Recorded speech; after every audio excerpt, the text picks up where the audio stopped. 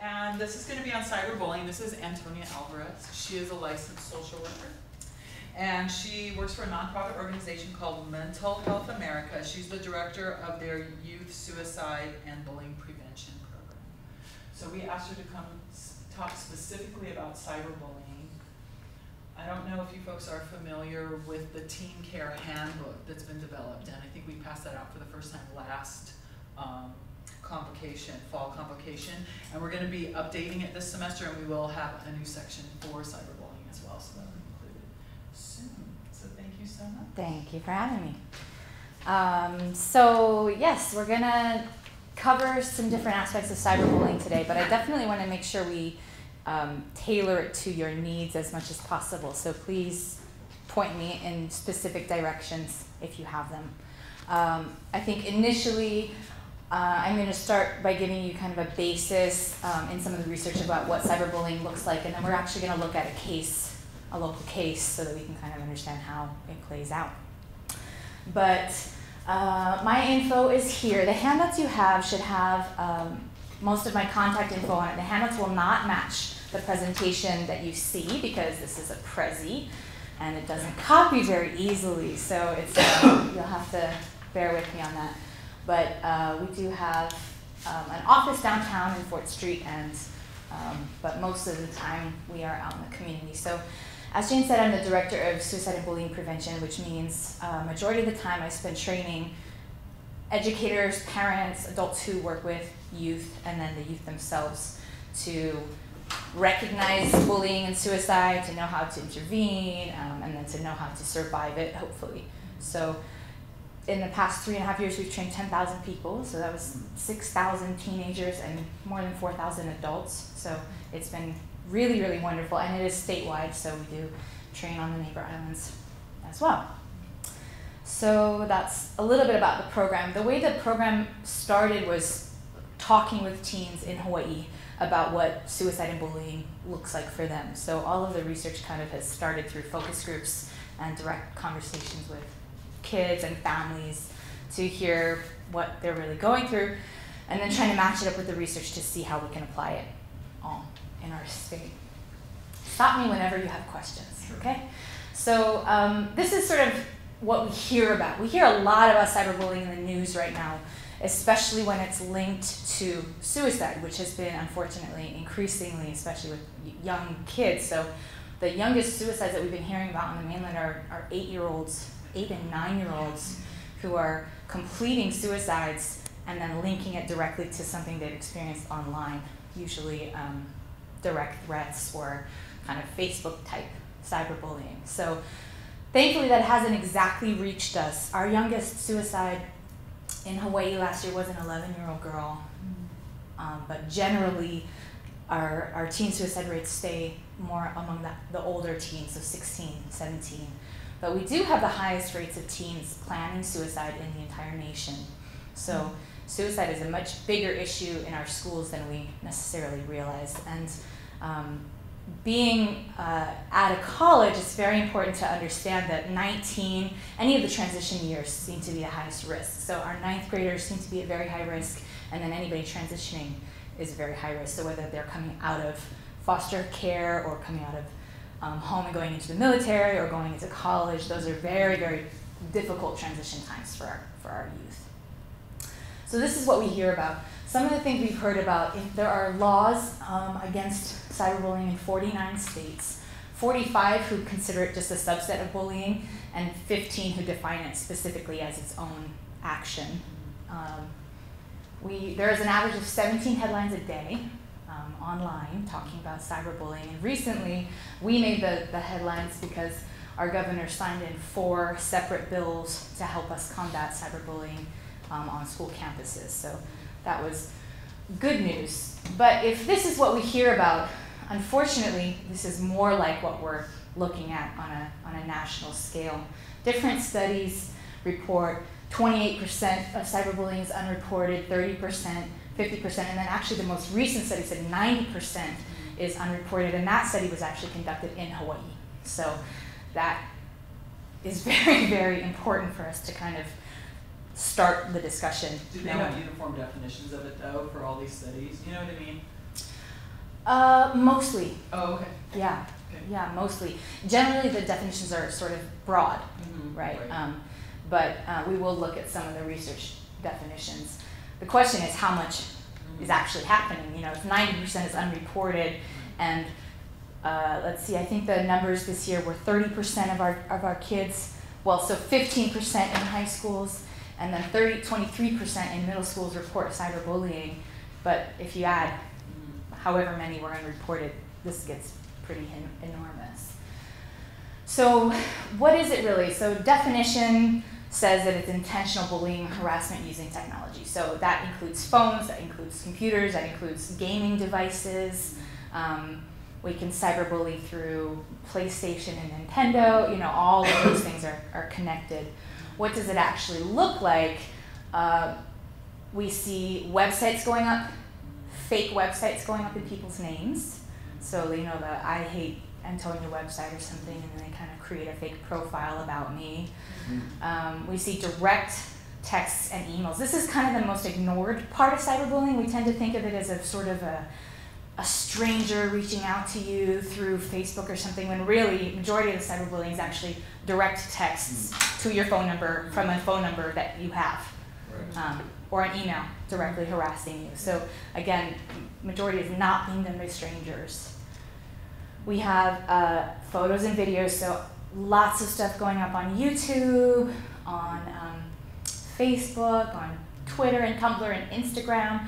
There are new sites coming up all the time, and in fact, the only way to keep track of them is to talk to teenagers, and they'll tell you about them. So there's a few that have gotten really bad on the mainland that we actually haven't gotten. Maybe a few teens use them, but most aren't. So we're hopeful that that kind of stays a little bit low here for now. But again, photos and videos is very, very common. And then things like exclusion via the social networking, so unfriending people, or you know, sort of finding ways to isolate people online is one of the main tactics. So what it looks like, these are sort of all the different cyber terms. We have flaming, or trickery, or outing, or harassment. All these are kind of the different ways that people cyberbully, with different motivations and intentions behind each one. But almost all of them can come from any of those devices. So again, generally when people think about cyberbullying, they have kind of one image, when really it's much, much bigger than what we think. So how does it happen and why?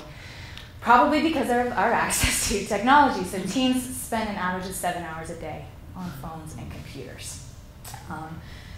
The most recent stat says that more than 75% of teens have cell phones, have access to the computer, play massive multiplayer role-playing games like World of Warcraft or something like that.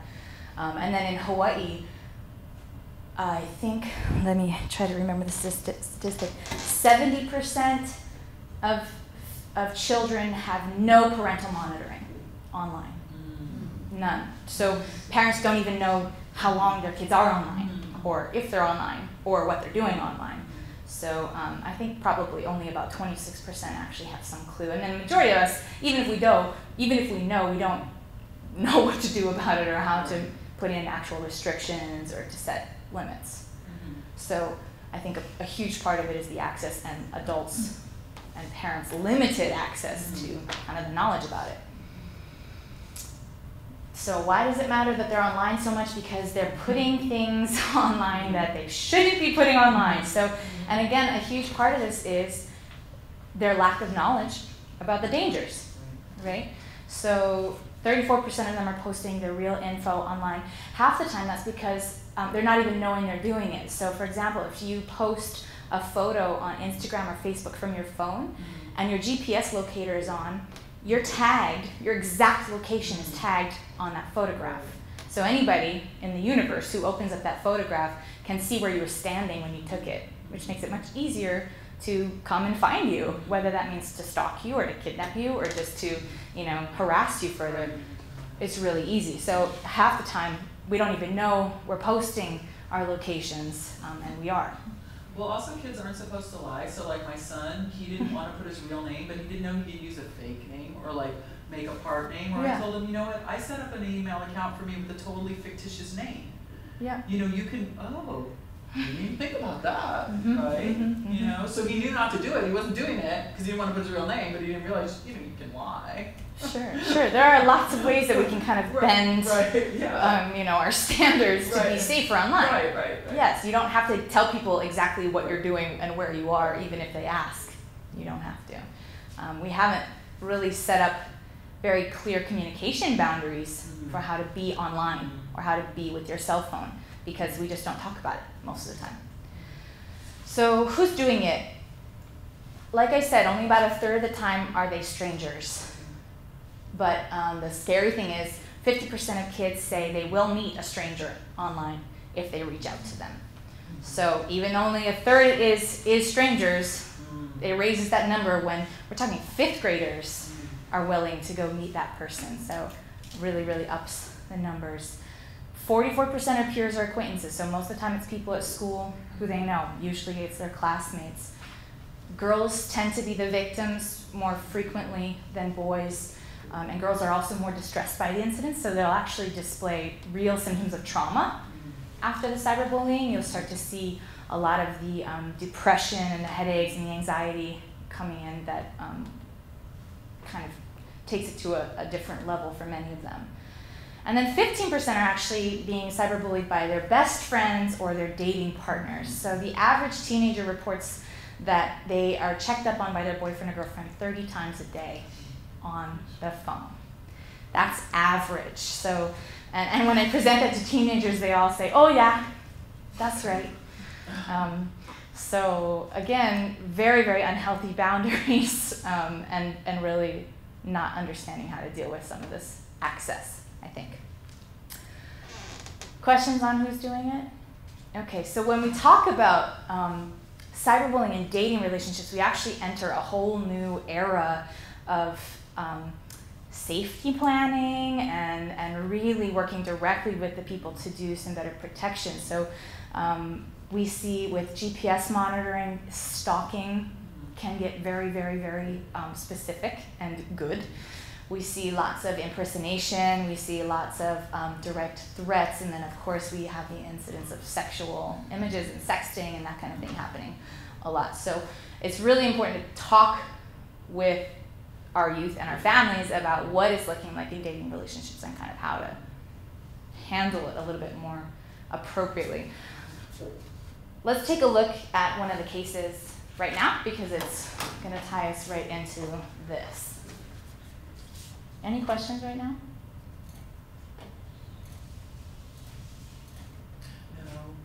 No. Thanks. Okay, so you're going to partner up to walk through this case because it's helpful.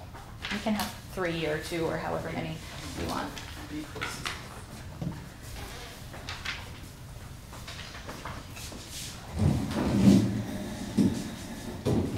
So we covered the common types of cyberbullying, the best conditions. So this is really interesting, the way to create the best conditions for cyberbullying.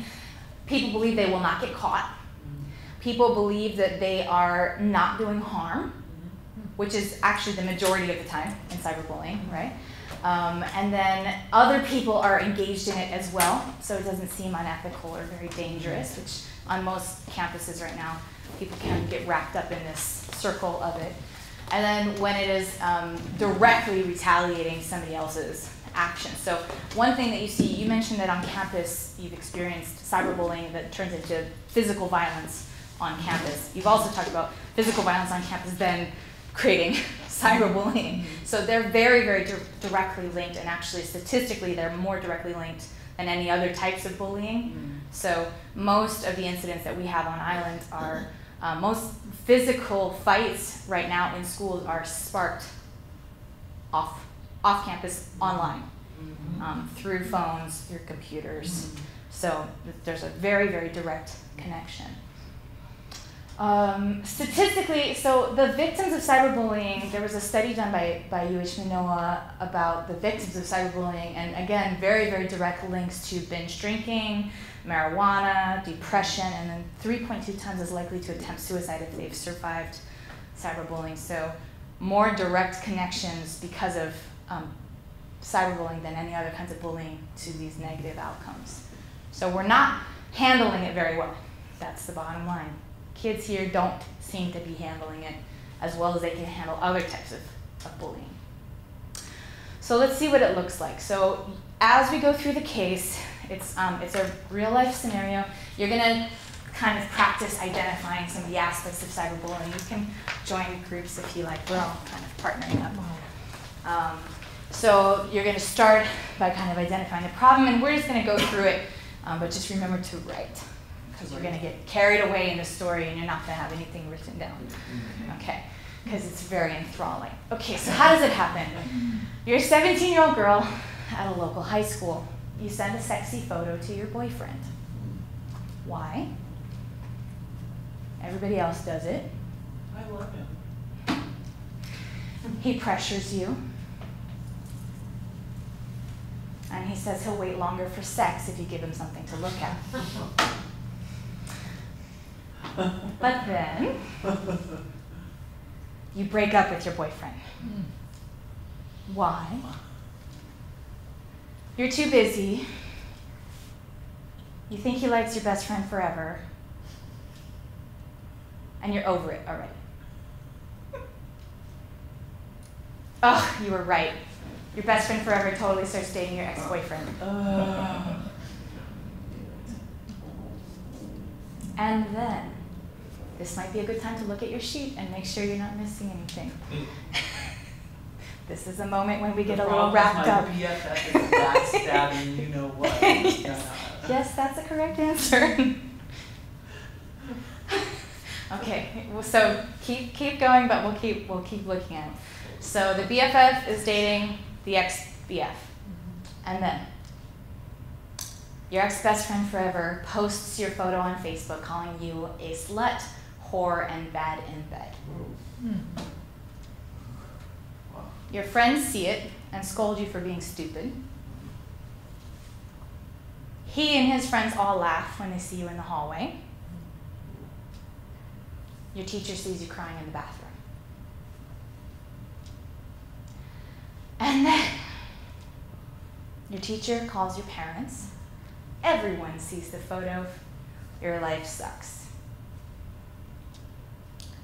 Your parents are mad you took the photo. You are mad you sent the photo. You hate her, you hate him, you hate everything. You ask to go home. Okay, let's stop right there. Risk factors. What do we got? Or what's the problem? Relationship problems and a naked photo. Yes, so two big problems. You've got relationship drama, and then we have sort of the ammunition of a naked photo. Okay. And I think the ammunition is enhanced because it's electronic and you can't control its distribution. Yes, it's not one naked photo. No. It's effectively thousands of naked photos. Yes. Sent via text, posted on Facebook. I mean, it could go anywhere in a matter of minutes. Okay, who are the players? 17-year-old girl. 17-year-old girl, older boyfriend, Best friend forever. best friend forever, ex-best friend forever, Teachers, parents, everyone who's seen the photo. and all are, probably half the school. Okay. What are the risk factors? Breakup Yes. is Breakup. the number one reason why most students and people try to kill themselves. Yes. In Hawaii, Yes. breakups are the #1 cited reason for suicide attempts among our youth. And college students. Yes. Well, youth meaning kind Up to, of 7 to 25. yeah. Yeah. #1 cited reason, breakups. But it's more than just the fact that they broke up. I mean, there's the betrayal of, wait a minute, you took this picture and shared it in trust. You betrayed the trust. And not only did the boyfriend share the trust with his new girlfriend, or break the trust with the new girlfriend, but now the new girlfriend, who's the ex-best friend, has kind of triangulated that whole thing. I lost my BFF too, right? Yes. Yeah. Yeah. So Yeah. that's my support. That she was my BFF. That's my support system, right? Yep. Yeah. Yep. So betrayal by BFF. Yeah, which might even be worse in a way than the betrayal from the boyfriend. Okay, what are the other risk factors? Families down on her in the school. So now if there's school, the school's involved, the teacher was probably trying to help. Was that the most effective way to help? Most teens say no. Not sure yet. Why did she send the photo in the first place? To please her boyfriend. To please her boyfriend. So that she wouldn't have to have sex with To him. not have sex with him. Right. So her underlying motivation for sending the photo in the first place was bad or good? Self-protection. It was self-protection. She was actually trying to keep herself within her boundaries. She was trying, yes. So she's actually doing something to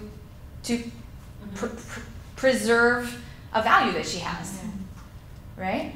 But now that's been turned all around on her. She's got this rep she doesn't deserve. Yeah. Not only does she doesn't deserve it, she was actually kind of actively trying to do the opposite of it, right? Could she send forward this text about the picture? She could. In terms of the effectiveness of that kind of retaliation, nobody really cares what provoked it. Ultimately, they're kind of like, you did it anyway. Yeah. We know he asked for it. Let me put it that way. They know he asked for it. Majority of sexting, males are much more likely to send sexts than females because it's I'll show you mine, you show me yours. So there's this assumption or hope or prayer that if they do it first, they'll receive a response. So she may have a photo of him in her phone, but it's probably not as provocative, and it wouldn't damage his relationship in the same way. No. It wouldn't make him a slutter or. It might make him a player, Yeah. right? It might make him cool. It might give him like street cred. So it might actually spin his reputation in the opposite direction. Then it's fun hers. Do young girls, do they retaliate like that with male photos? Do they sometimes?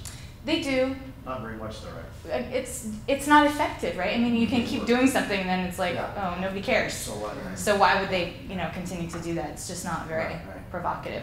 Unless there's already a power play. Like if they can get a really dorky kid to send a photo, they might distribute it, But if you're kind of in an equal relationship or something, not so interesting. So, sort of in terms of the social stigma, right? So a risk factor that we might attach to this has to do with her self-esteem, I think, now being impacted.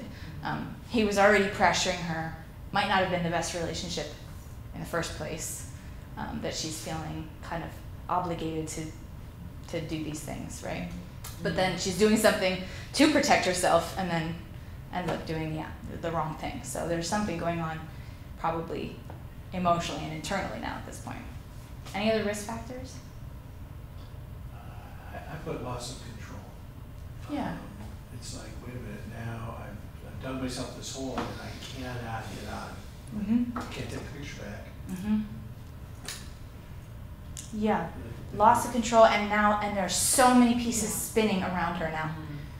The parents are spinning, the teacher is spinning, her social supports, not only her BFF, but her other friends, right? What was their reaction to her photo?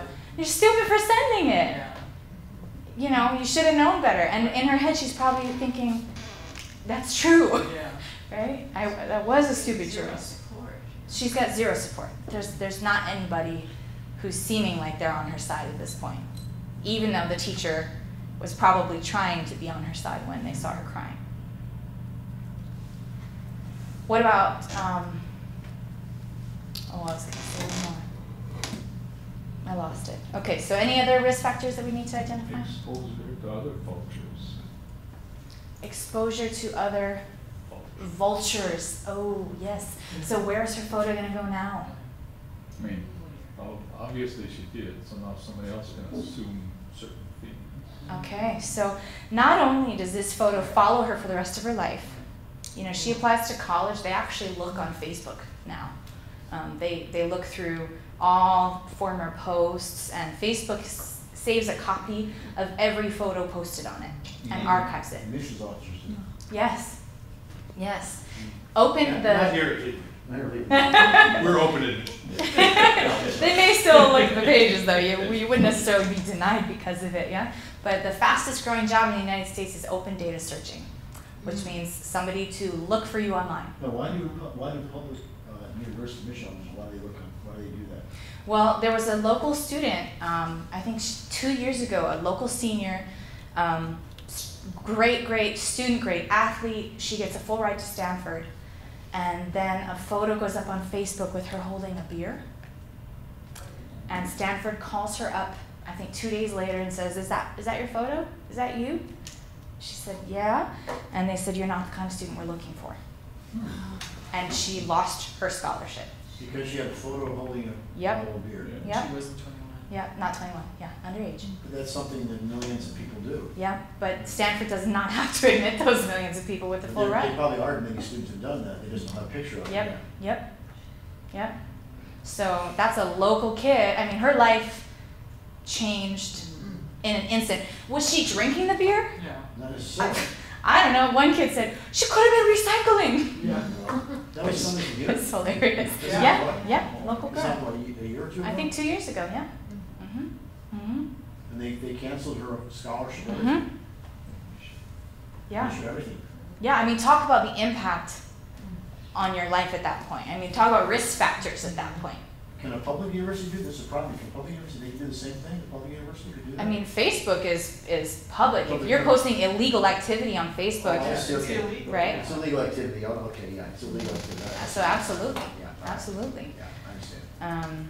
And unfortunately, most kids are not going there, right? And she didn't even post it herself. Right. Oh, Okay, she was tagged in somebody else's Right. photo.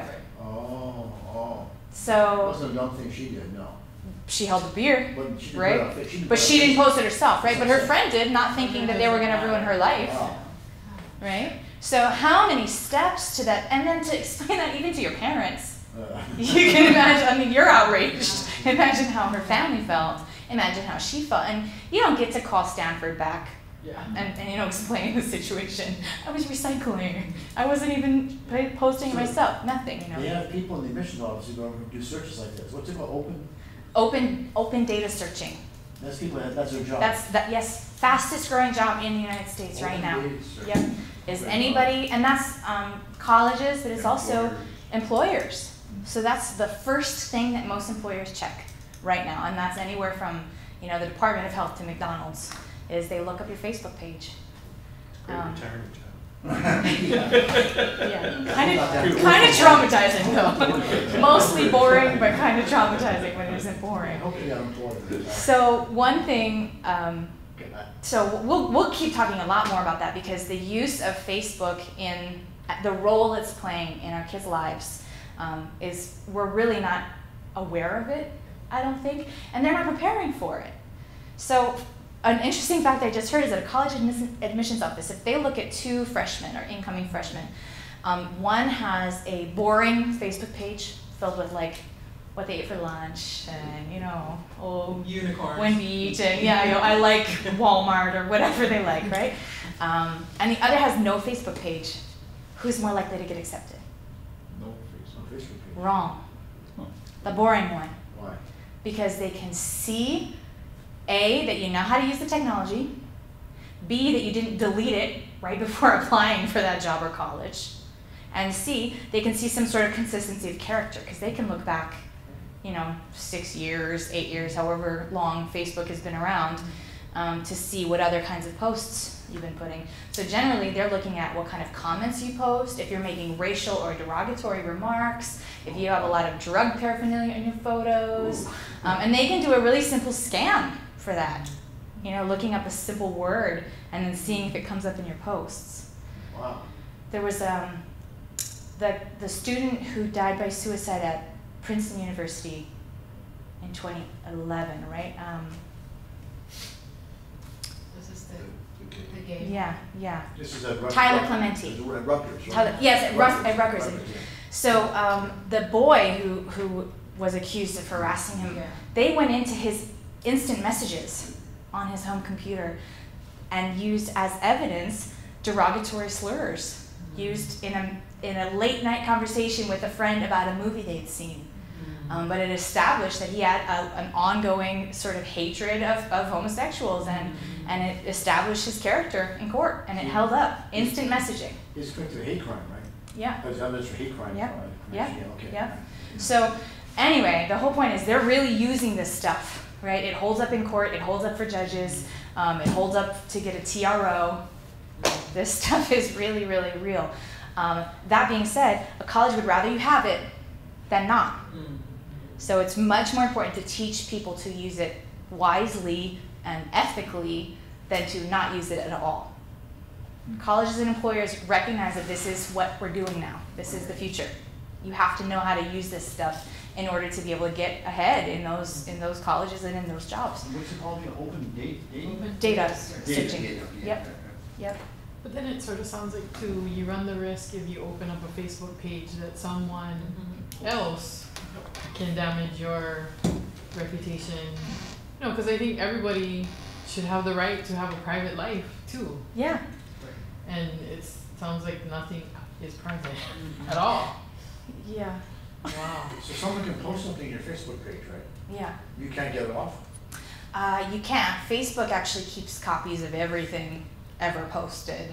So Facebook will always have a record of But it. you can get it off your page. And they can do whatever they want with it. Oh, yeah. That you kind of sign off on that at the beginning. But can't you get it off your page? You can delete it from Yeah, your page.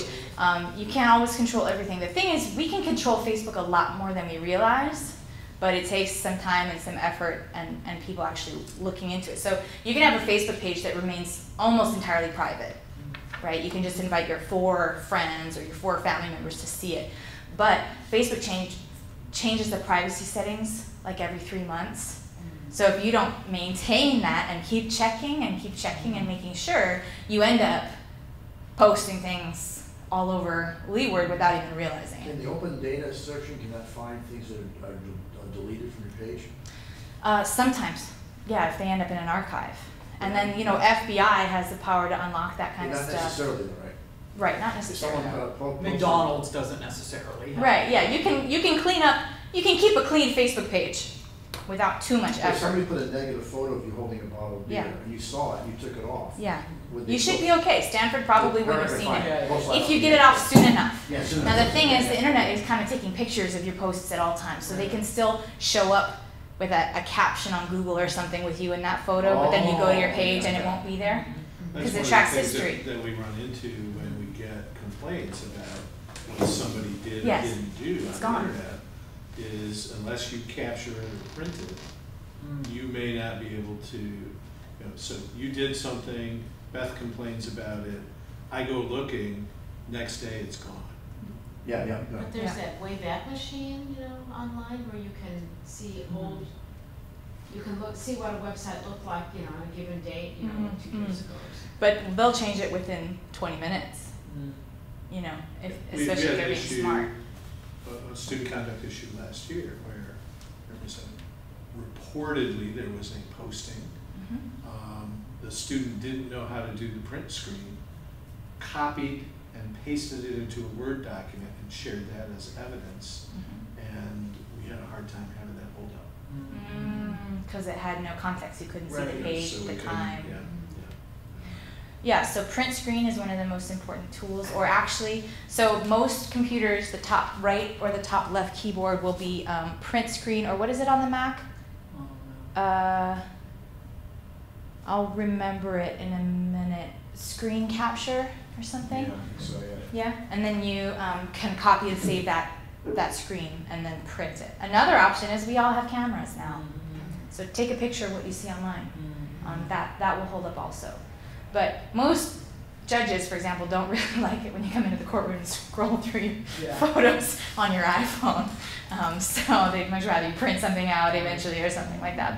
But documentation of cyberbullying is one of the most important things to teach and hard to do. Okay, so back to our girl. So we've identified lots and lots of risk factors. Let's start looking at what happens. Oh, there's one major warning sign staring right at us. What is it? I want to leave the social environment. Yes. I want to go home. Yeah, I hate I want to be by myself. Yes. Yes. So this is going to be the biggest warning sign probably that we need. Maybe the only warning sign that we need to identify is her trying to remove herself from that situation. What are the chances she's going to school tomorrow? Not good. Next week, not so good. We have the highest rate of girls who stay home from school because they're scared of what's going to happen on the way to school or at school. It's double the national rate. It's only 9%, seems pretty small, but the national rate is 4.3. Okay, so way more girls are too scared to go to school here than in any other state. True for boys too, but the numbers aren't quite so strong. So she asks to go home. What happens when she goes home? Potential negative outcomes. See which ones you think will happen first. Shame. Yeah. It's already happened. Already happening. Stress. Definitely. Trust. Nobody. Best friend is out. Boyfriend is out. Parents are out. Teacher's out. Friends are out. Isolation. That's her goal and the immediate reality. Here are the research options. What happens first?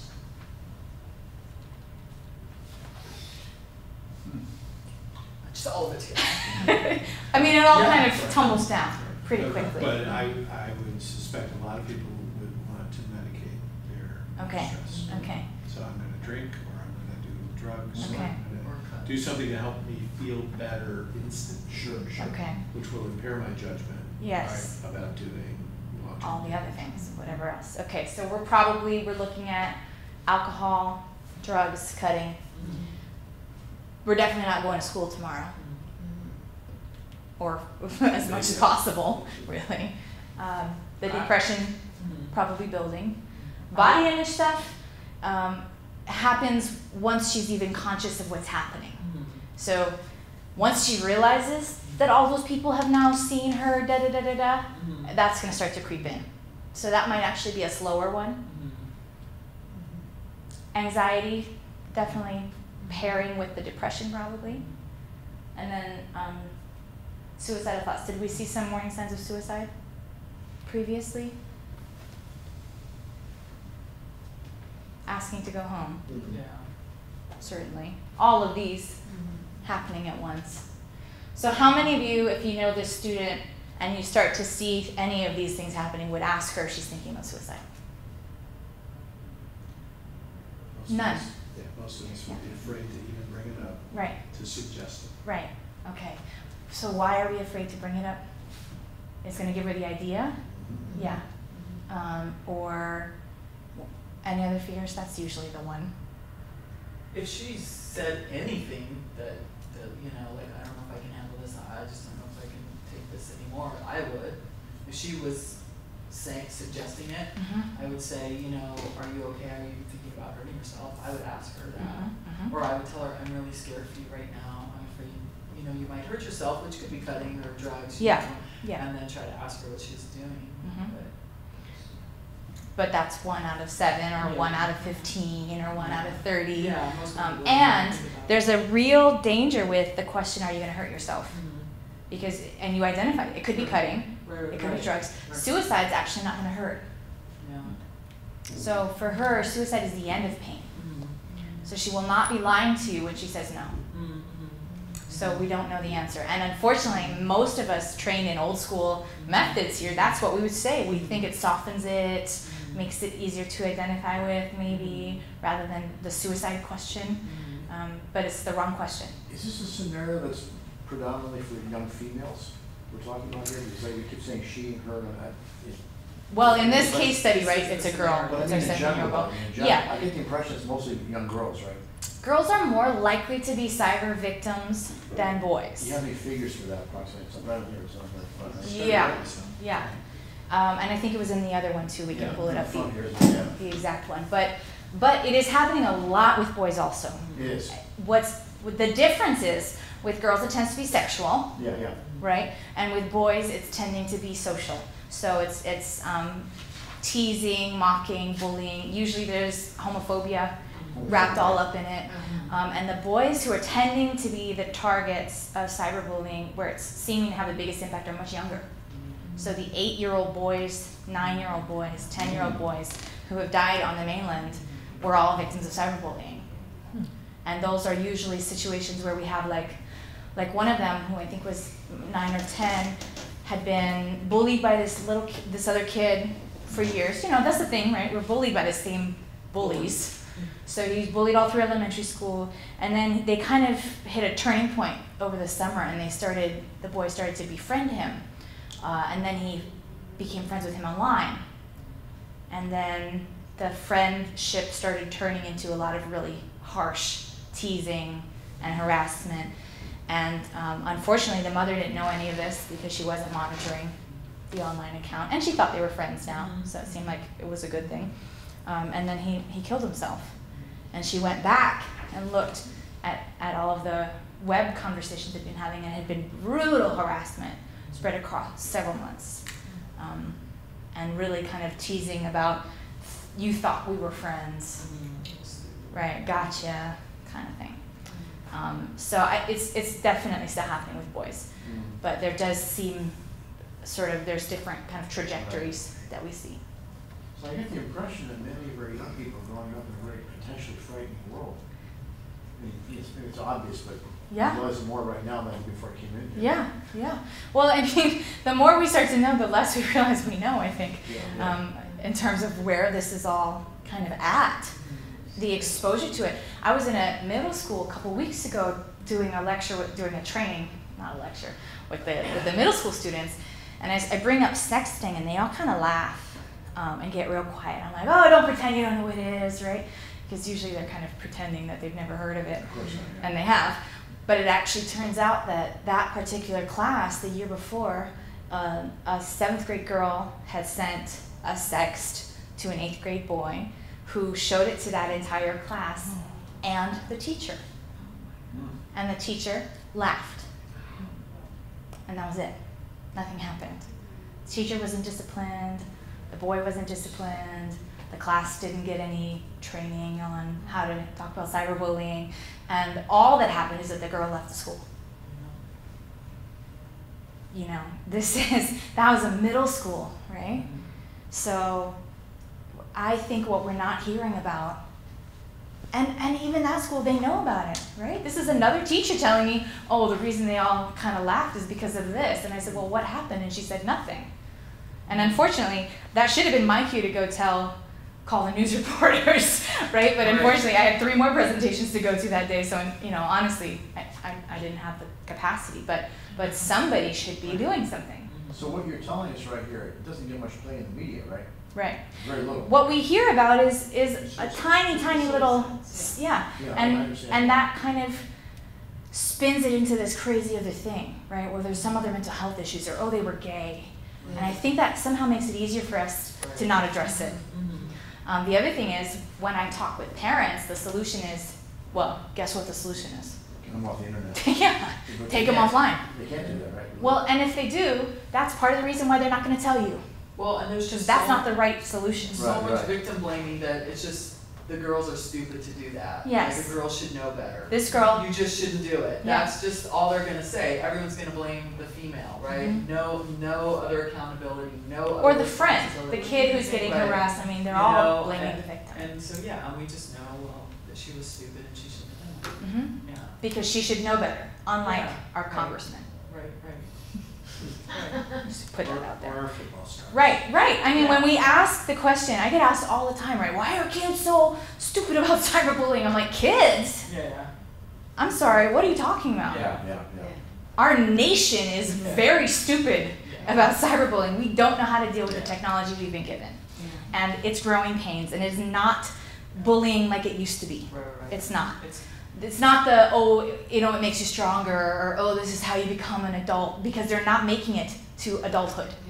Because they have no coping skills to handle the kind of trash that they're being put forward in, or put through in 8th grade.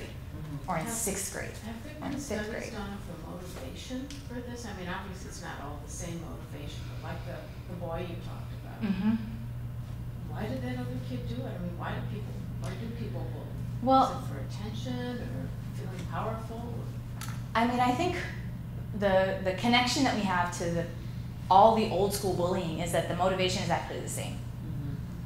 Bullying, there are 3 rules, there are 3 pieces to it. So the first piece is a power imbalance. It's really just like any kind of domestic violence or dating violence, all the same. You're looking for a power imbalance. And that can come in the form of a big versus a small, or 3 versus 1, or 1 kid with a cell phone and you without. Yeah, or whoever can text faster. That's also a power imbalance, right? So it's kind of shifted the face of who bullies are, because the bully can actually be the really quiet, dorky tech kid in the back. More often, and what we're seeing a lot of right now, is that the bullies are the very smart, very savvy students who sit in the front row, have great relationships with the teachers, but they have the ability to manipulate the technology or manipulate other people to use the technology to take it to that next level. So the bully that we used to look for, you know, a big, mean, strong kid who's got a bad family life or something, that's not the case anymore. So I think the motivation is the same. So we have power, we have intent to do harm. That's the second piece. So just because you have power doesn't make you a bully. You have to have the intention to do harm. Yeah. And that's physical, emotional, psychological, social, religious, sexual, right? Any kind of harm. And then the third, the rule has actually had to shift, because it used to be bullying had to happen over and over and over again to be bullying, like teasing that lasted for 3 months or something. With cyberbullying, you only need 1 time. Right? It changes it, because that 1 time has the impact that 3 months of teasing might have had, face to face. Yeah. So I think the motivation is the same, unfortunately, for cyberbullying. A lot of times when you ask people to report why they cyberbullied, it's retaliation. So you called me a name, so I put something up on Facebook. You tripped me in class, put something up on Facebook, right? So it's kind of retaliation for something you did in person that I didn't have the strength or will or confidence to do. Because the beauty of cyberbullying is I'm potentially anonymous, because even if you know my name, I can say somebody else did it. Somebody stole my phone and leaked that photo of you. It wasn't me. Okay? And I also have a lack of empathy, because I can't see what you're going through when you see the post. Whereas face-to-face bullying, I have to watch you cry or bleed or, you know, scream. And online, I can say whatever I want and walk away and never know when you're going to see it. And most of the time, you know, the kid who is getting bullied is sitting at home at their parents' dinner table receiving these texts or something, right? And they're in a scenario where they can't properly relax or handle it. And they're not really knowing how to ask for the intervention, because the parents don't know how to give it. And again, the solution is always they just remove their cell phones, right? But with physical bullying, you don't cut their arm off. You don't say, well, you're not allowed to ever speak again because you were calling mean names. So it's just actually not the appropriate punishment. The appropriate punishment is teaching them how to use it. Every time. Maybe monitoring it more. Yeah, and maybe you can't use it at night. I met a family who said they changed their wireless password every day until the kids do the chores or the homework. And it's brilliant, actually, it's brilliant. So when the kids are done with their homework, or they've done their chores, they get the wireless password for the day. And then they turn it off at 10 p.m. or whatever. Okay, so there are ways to take control of this. You can't just walk around like, I don't know what to do. They can just access it any time. No, they can't. Unplug it. Okay, so we get a little wrapped up in our fear and our sort of dinosaurness, right? And I'm a dinosaur by now with technology, so, but we can't be afraid of it. That's it. We just can't be afraid of it. Gotta ask more questions. Okay, so let's look at, let's finish up this case, and then we'll get a little bit more into some of the solutions. Okay, so suicide attempt is where we were going. That's where this girl ended up taking it. And you'll see these are 5 of the students who, from the mainland, who suffered cyberbullying incidents and then all killed themselves. Eventually, the youngest one on here is 11, was 11 at the time he died, and the oldest one is Tyler Clemente, top right, who was 19. So each of them have various stories and sort of various severity. Everything from Ryan Halligan was just getting mean messages online, kind of inflammatory messages, and that was enough for him. Megan Meyer, you might remember, was the MySpace girl who was harassed by her friend's mom, who created this whole fake relationship and then broke up with her publicly, and created this huge thing. Mom went to jail for that. So that was actually the beginning of seeing the implications of cyberbullying. That was the first time when somebody was actually punished for that. Hope Witzel was an 8th grader and sent a topless photo around, and it ended up going to half the county. And she showed up to school the first day and found that out, and died at 13. That's why I use a body double for online sexting. Well, now here's the scary thing, is that most sexting, so how young do you think sexting is happening here? In Hawaii? Mm-hmm. Oh, 10. Yeah. Yeah. So 40% of high school students are sexting.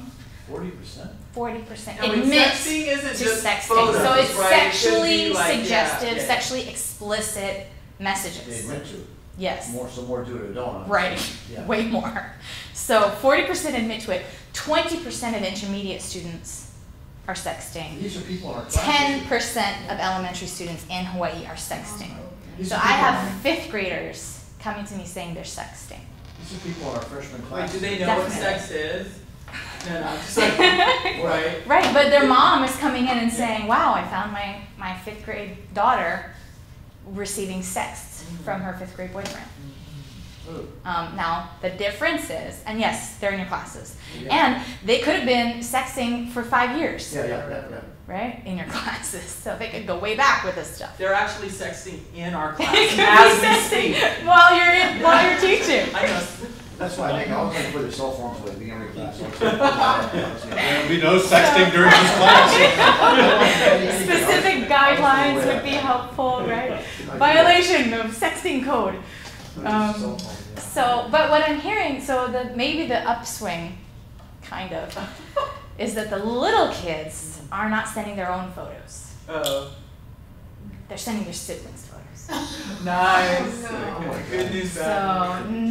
So they're not usually creeping into the sibling's bedroom. They don't have to. They just pick up the sibling's phone, find the photo, and send it. This is me in 3 years. Or more likely, they pick up Big Brother's phone and they go, oh, that's Jasmine, and send it out. Right. And so it goes to the 5th grade soccer team, and then guess who coaches? Jasmine's dad. Right. Right? I mean, we're a small island. There are not that many people you can send it to before it's family for most of these kids. So the FBI has a cyber task force, cyber crimes task force, and he says that 2 out of 5 girls in Hawaii has received one of these messages, but 4 out of 5 have seen them because the immediate reaction is, ah! And they show all their friends. Right. So that's, what, 90% of your school. Okay, traumatized? If you're thinking about suicide, please stay after. I can talk to you. Give you a depression questionnaire. Oh. I'm not sad. So, just to get you a little bit more sad, this story that we were looking at is a real story. This was Jessie Logan's story. So, Jessie Logan was 17, sent a photo to her boyfriend. Okay, so it wasn't exactly her best friend forever. It was another girl, but the other girl sends it out to the whole school. Now, what's really difficult about Jessie Logan is she was very proactive afterwards, and actually went on to the news to tell her county about sexting and to educate people about the dangers of it. And I'm going to show you a clip from the news feed right I'll tell you that there are safe messaging guidelines when we talk about suicides, because suicides do have triggering effects. So this clip is not the safest because it does describe the suicide method, which was hanging. And we tend, when you report on a suicide or when you talk about a suicide, it's much safer to leave out the details and just describe kind of the incident. Yeah, so this wouldn't be my best recommendation for safe messaging, but there are, if you're ever going to talk about this in your classes, safe messaging guidelines online. If you just Google that, safe messaging for suicide, there's a huge sheet that comes up, or I can even send you a PowerPoint that's very, very simple, but not describing the exact method is helpful. Okay. On a very, very serious subject, though, we want to begin this half hour with a beautiful teenager from Ohio and the spur-of-the-moment decision that haunted her until the end. We're going to talk to her grieving mother in just a couple of minutes, but first, here's NBC's Kevin Tibbles. She was young, pretty, a perfectly normal student, and seemingly had the world by the tail, until Jessie Logan made one awful mistake. Her mother, Cynthia. She snapped. It was just too much for an 18-year-old girl to go through. A year ago, using her cell phone, she took a nude photo of herself and sent it to her boyfriend. It's a new practice among teens that's come to be known as sexting. But when they broke up, she was betrayed, and that compromising photo was forwarded to the cell phones of hundreds of other teens. Jessie became the focus of ridicule and abuse. She was being attacked and tortured, actually, by people. Things were being thrown at her. Humiliated and frightened, last May, Jessie warned of the dangers of sexting by giving an interview in silhouette with her voice altered to NBC affiliate WLWT in Cincinnati. I still get harassed and stuff, and I'm sorry. Her friends say Jessie started to spiral downward. When she'd come to school, she'd always hear like people calling her, "Oh, that's the girl who's in the picture. She's just a whore. She wants attention." Still, in spite of the ongoing harassment, Jessie graduated and was looking forward to getting on with her life. Then, last July, she attended the funeral of a teen who had committed suicide, which may have put her in the wrong state of mind. Jessie returned home and did the same thing. And I scanned the room and her closet doors were open. And I walked over into her room and saw her hanging. Her cell phone was in the middle of the floor. You just never think that a person like Jessie would even think about doing something like that. Numerous cases of sexting have been reported around the country. The problem, doctors say, teenagers are often unable to recognize long-term consequences. In the moment, it's to a teenager just fine.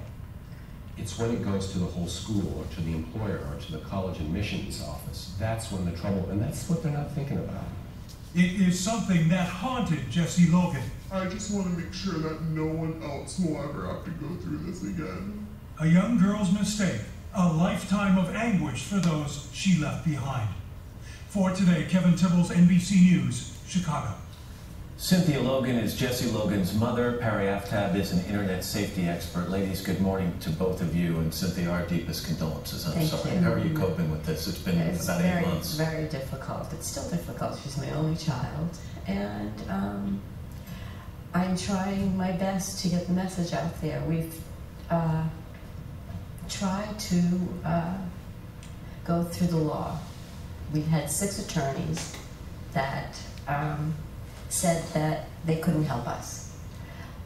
The school in the very beginning, when my daughter went to the school and went to the officer, all he said was that he would go to the other school that was the picture was disseminated from, right. Speak to that 16-year-old and have her remove the picture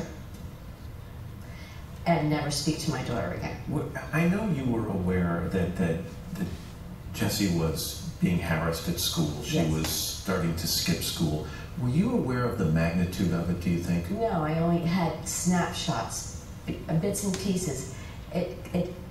until the very last semester of school, I was getting letters from the school every single day that she was truant or she was skipping school. And when you talked to her about it, what'd she say?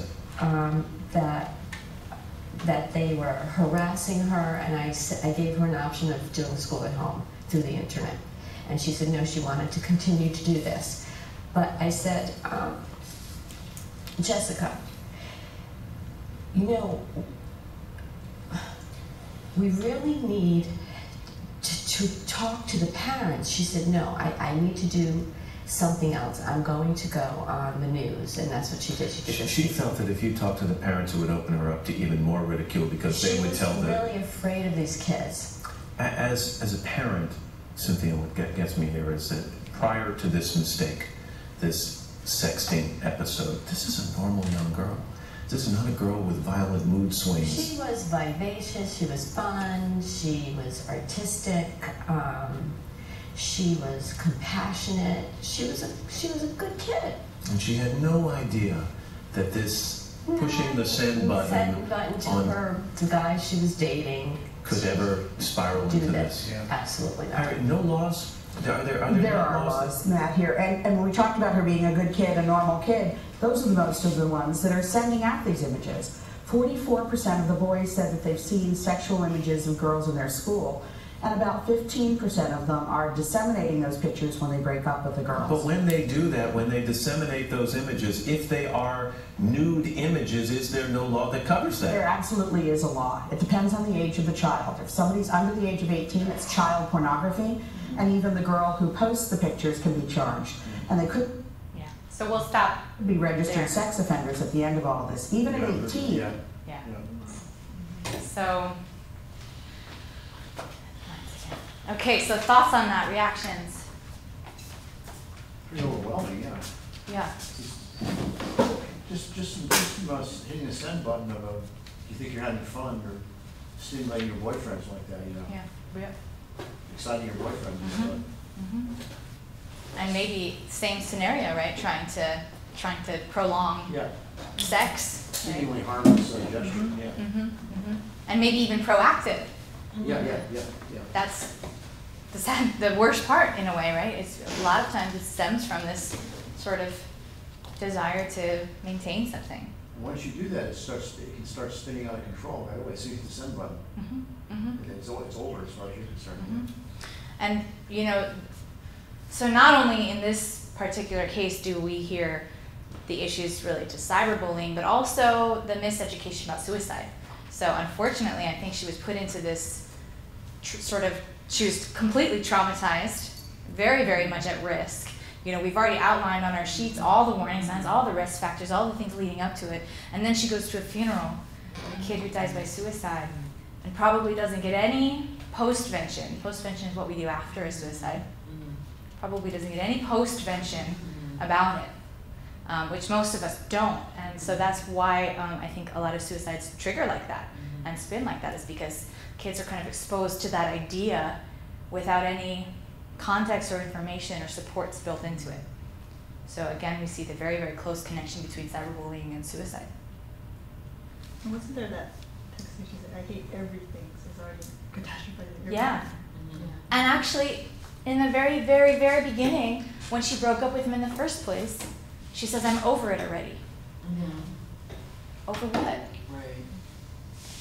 What was she? Was she over the relationship? Was she over the drama of the sex pressure? Or was it something else? Were there already signs of depression coming out at that very beginning? So these things kind of the picture gets much, much bigger when we start to really look at it. What kind of prevention do you tell these young people about this? You talk about this kind of thing. How do you tell them to avoid this or prevent it? Well, I show them the exact same thing. That's right, you show them, you sort of Yep. what can't happen. Yep. What hasn't. And now what we'll do on the worksheet is, what would you do to help? So what are her resources and what could you do to help? And we actually brainstorm some specific ways that we as individuals could help. So as a friend, what could you do? And then as a professional, what are your resources? So spend 30 seconds thinking about that right now, just in your group, so that we can see if you have any good ideas, because it gets hard. Well, I think something at school needs to be done once it came out, like if they started doing workshops or having examples. You know what I mean? Like talking about that this isn't acceptable and I would ask. Yeah.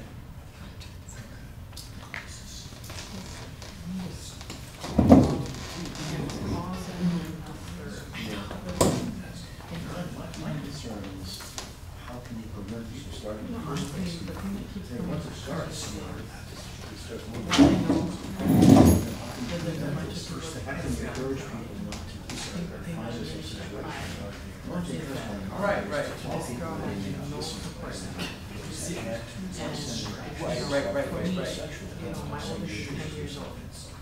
And interestingly enough, because we don't have parental controls, my Yeah, husband, they check the history on my computer. And recently I saw this one on YouTube, which was looking at some, YouTube doesn't have like full on whatever, but clearly it's just remain heavily engaged. this kind of content. And I know it's it not, was I know it's interesting not. because my husband's first inclination was, she should just be punished. She was saying that most cyberbullying. But not really dealing with the issue. Texting and phone. And I think a lot of parents' It's not inclination is, Facebook, most of it's you texting know, and phone. whether it's give them licking, take away their privilege, you know, that kind of, but it doesn't relate to what's going on. And I think, you know, part of what I've been trying to do with her is have conversations, and after all of that happened, you know, I remember having a long conversation with her that night and the next day, and because she saw that we could have a conversation, she started asking me what. And I was glad, because my daughter, you know, who was actually in kindergarten, was hanging out with the sixth graders, hears all kinds of stuff from parents that is wrong.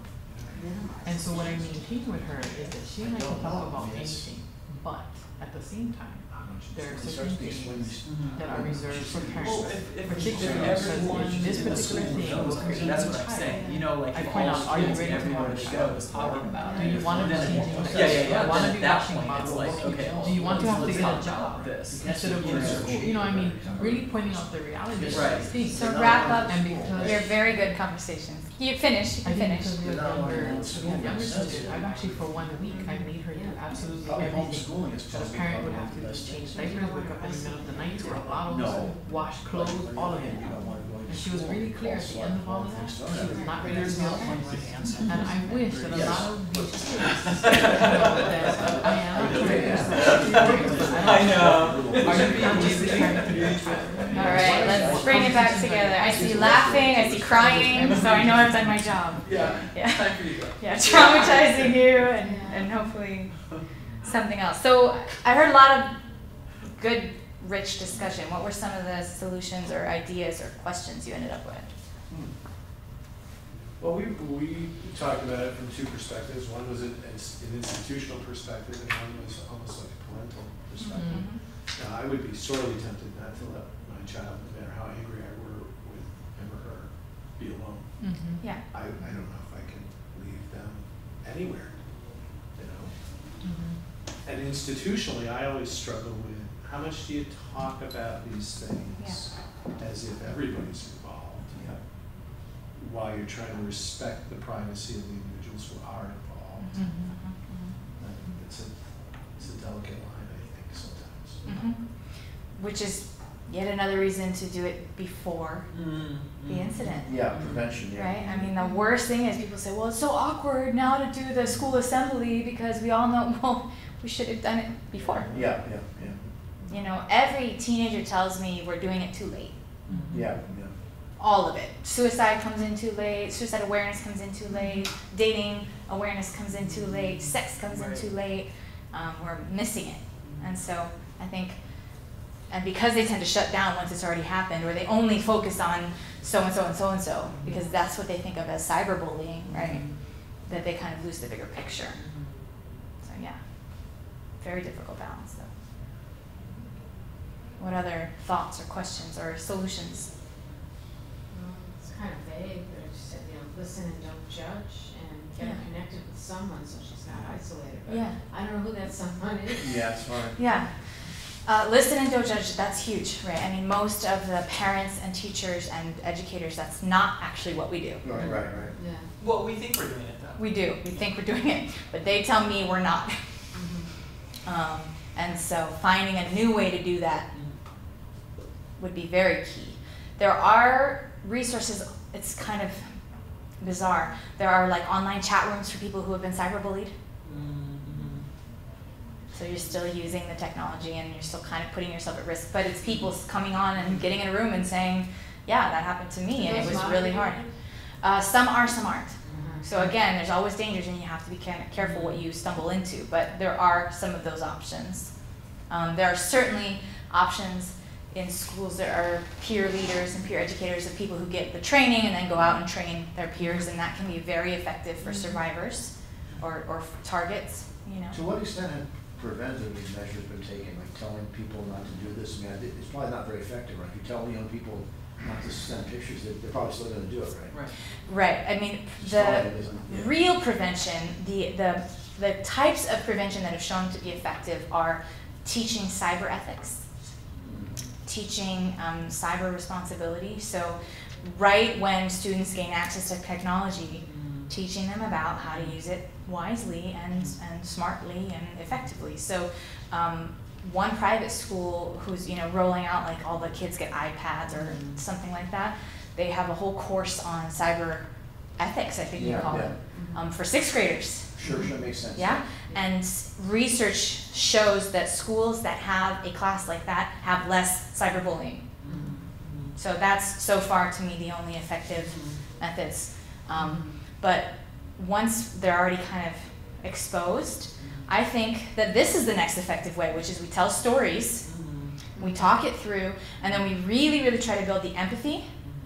We really try to bring the awareness. I'm not going to tell you not to text, or not to Facebook, or not to sext necessarily, but again, doing it wisely, knowing where to store these things, or how quickly to delete them, or what to do when you see them. Or I was working with a girl who was getting stalked by her ex-boyfriend, and I said, do you want to block his number? And she said, what? I said, you can just block his number from your phone, and he doesn't know you've blocked it. They don't tell him. He just goes away. And she said, oh my God, that would change everything. And it did. 3 months later, she's a different person. But these are very kind of, it's the safety planning that we do in DV work, but it's really techno safety, and it's not hard stuff. We can all figure out how to block somebody's phone if we know that that's an option. And if we know how to talk about it in a way that people respond to. So another example is, oh, they're bullying on Facebook, just unfriend them. Well, that sets off a whole other chain of events for many kids. So that brings up all the drama of why did you unfriend me, and then the friends who you're still friends with know certain things, etc., etc. But what you can do is put them in a group that doesn't see any of your stuff. So you can group people on Facebook, secret groups where they can't see your posts, they can't see your photos, and they can't post onto your wall. And that way the person stays your friend, they don't know they're in a group, but they can't interact with you at all. So again, we have to know these things about Facebook in order to teach them, but most of us just don't know them. Other ways we can help are prevention ideas or intervention ideas.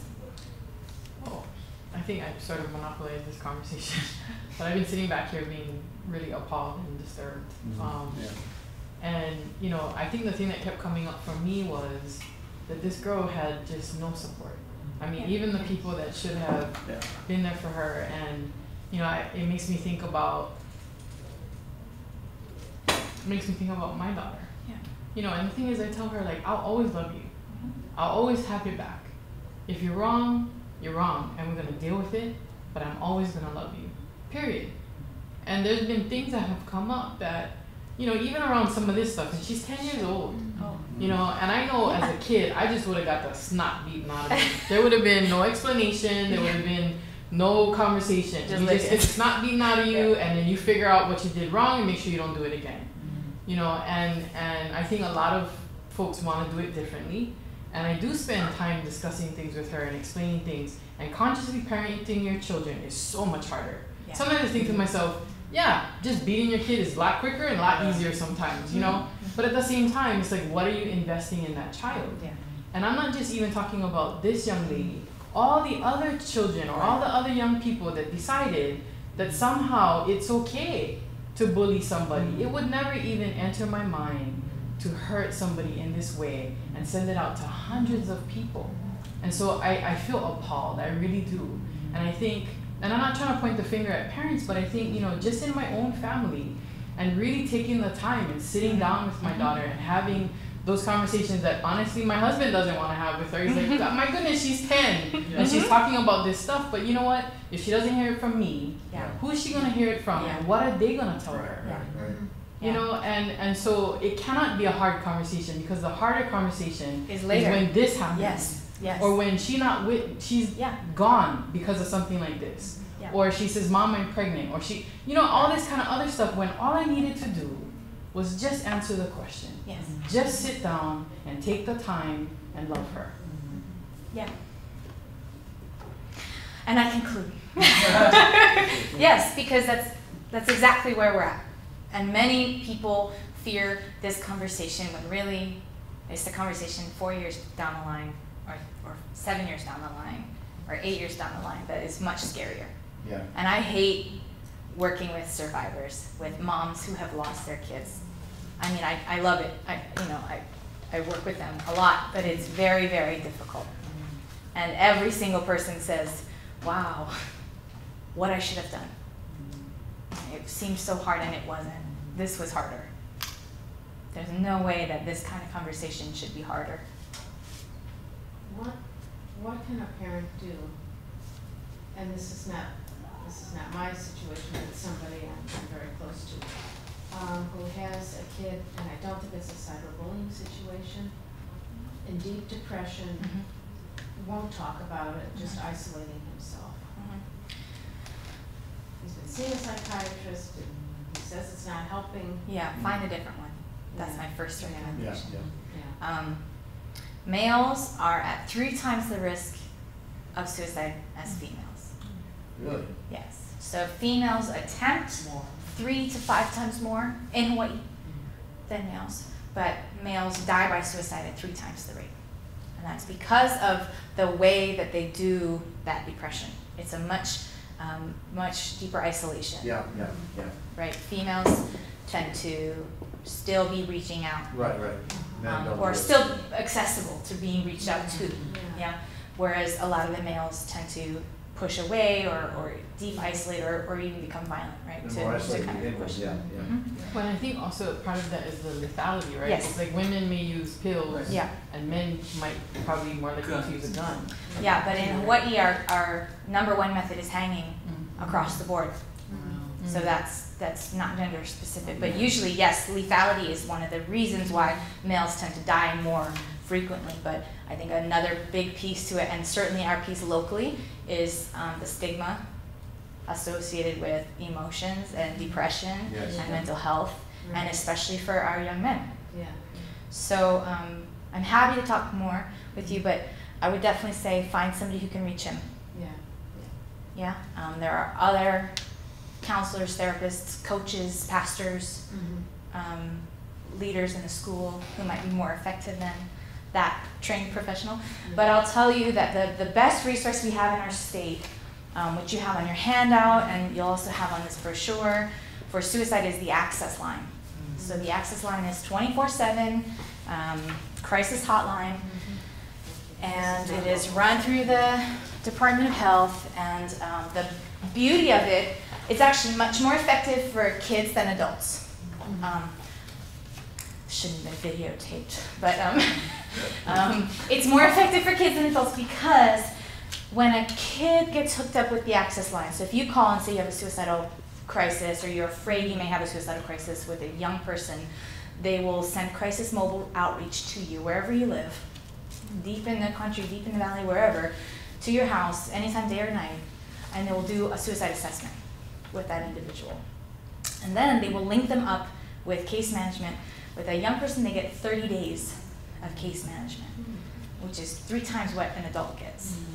So it's really, really, really good. Yeah, and it's the number on the back. The Suicide Prevention Lifeline will actually connect you to our crisis hotline, the Access Line. But it's also the number listed in the other handouts and on this page in the bold.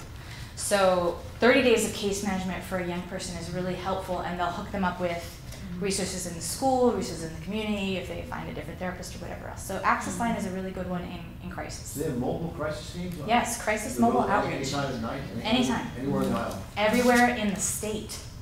Actually, I think maybe we still don't have a team on Lanai right now, but anyway, most everywhere in the state.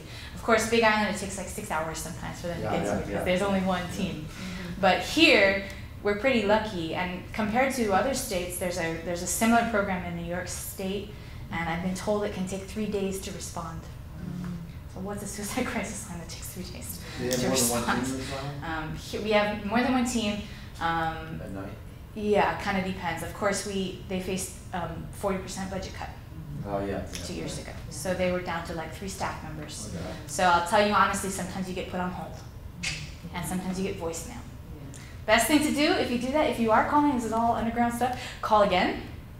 It's more likely to get answered the second or third time. So if you keep getting the voicemail or the other line, call again. And if you call the 1-800 line or the 866, sometimes they answer that faster too. So there are ways to kind of deal with it, but they come to you anytime, anywhere. So this is still a pretty good resource. We had the director of that come to Team Care last year. And then as a subsequent visit, she came and spoke to our Deans of Student Services from all the community colleges as well. Belinda. Yeah, you should use it, and you should encourage, kids can call it for their friends. They've changed their policy so that you don't have to be the actual person in crisis calling to make it easier for families. So a kid can call for their friend, a kid can call for their mom. So it's much more accessible now than it ever was. And it just, another thing to put a frame around some of the conversation today is, this was obviously very powerful and very personalized, but we've got students who are abusing the internet with one another. That it was interesting because when Jane asked for any stories that we could provide, we ended up closing down the Wyandotte campus on Friday afternoon because of Facebook threats that were posted. I had a student who got into a online confrontation, and it ended up with like, I'm going to come down to the campus and beat you up, and it happened. Here, last year. Yeah. So, yeah, it's not far away. Lots of online interaction that spills over into interpersonal interaction in classrooms, in other settings. And a piece of that is many of us, when we hear like, oh, he called me something on Facebook, we don't take that very seriously. It's kind of like, oh, it's kind of like you picture like the locker room wall or something, right? It's just not that big a deal. But when you think about it in the context that we just started discussing, where how many people, is Stanford checking their Facebook page? There's so many more pieces to it that we can't just ignore it when a student says, oh, they were doing something on Facebook. They could be experiencing very significant trauma due to that. Sometimes it might not be a big deal, but it could be, right? It's not always a big deal, but often. Right. I mean, it spins very, very quickly. Yes. And we're back to that, if you don't ask, you don't know. The last 3 pieces to this are that most people's first reaction is no technology. Most parents, that's the wrong answer every time. Better to teach the cyber safety from very, very young. As soon as they have access to it, teach cyber safety. So one of the easiest things for parents to do, or for people to start thinking about, is to have computers only in open spaces in your house. So nothing behind a closed door. Right. To ask for passwords, even if you don't see them, but like keep them locked in a drawer somewhere where you know how to access them from parents. I mean, I work with a lot of survivors. And one mom, it took her weeks before she could get into her son's Facebook page. And it was very helpful for her when she could, because she found out he had posted about it 3 days before. He had been talking about it and people knew. And that would have been helpful for her to know. So having access to passwords, having internet in open spaces, monitoring it, talking about it, and again, really linking it to healthy relationships and mental health. So not being afraid to talk about suicide and depression at home. Giving your own kid postvention. If they know somebody who's died by suicide, if you go to a funeral of a kid by suicide, you need to do postvention. And you don't have to know how. Postvention is just support. Talking about it, open support. Or you can call people like me, and we actually do formal postvention sessions. Queen Liliuokalani offers family grieving sessions. And that's postvention. So again, we need to, this is stuff we can do on our own when we know somebody who's going through something. But really, really tying it into healthy relationships, healthy self-esteem, and general mental health. And the last one is just asking questions, staying involved. So I commend you for being here. This is you asking questions. Thank you so much. Please be in touch if you need to. Please fill out the evaluations for us. That'd be great.